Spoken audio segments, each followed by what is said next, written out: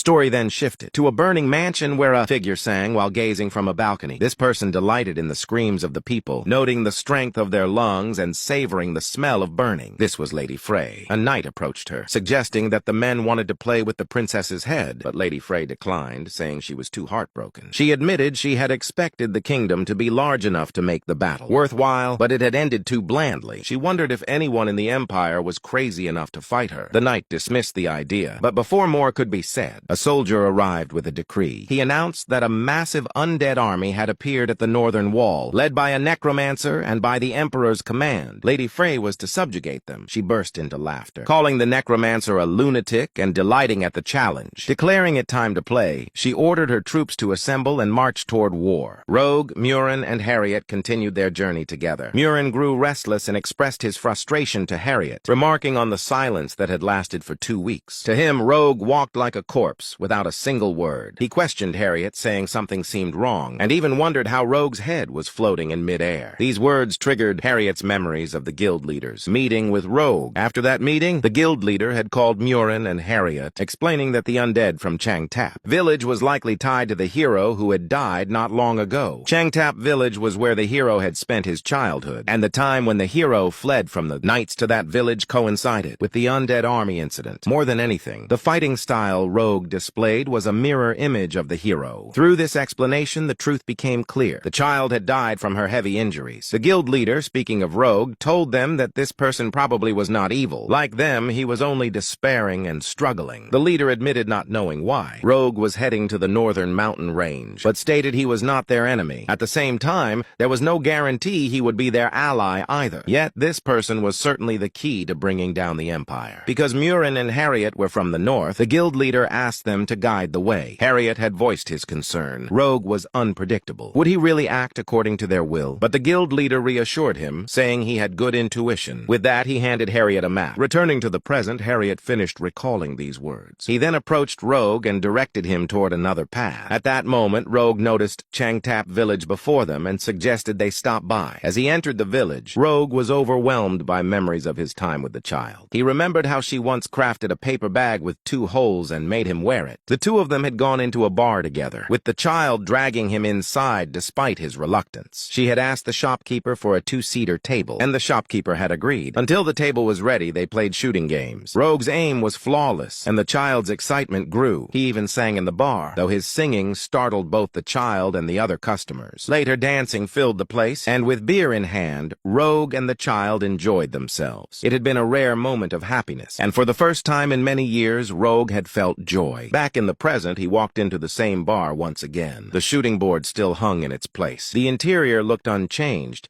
yet the place was completely empty. Rogue felt a deep sadness until someone placed a glass of beer before him. Surprised, he looked up to see the same shopkeeper. She told him that the bar had closed a long time ago, and that he had come too late, perhaps chasing old memories. She recognized him and asked if he no longer used the bread pouch disguise. Rogue, confused, questioned how she had recognized him. She answered while sipping from a wine bottle. She had heard many stories about him from the child who once worked there, though never that he was an undead who could speak. It became clear that the child had worked in the bar to cover living expenses. The shopkeeper poured him wine and explained it was called Dioni, a cheap drink meaning new. Beginning, she revealed that the child had entrusted her with this wine, saying she would one day drink it together with Rogue before setting off on a journey. Among adventurers, sharing this wine had become a tradition to wish for safety before departing. But now, no adventurers remained in the village, and this wine had not been sold in ages. Meanwhile, Harriet wandered through the empty village, observing its desolate state. The shopkeeper spoke again, saying the country was already ruined, and she understood why Rogue had risen. But she told him that what he was attempting now was wrong.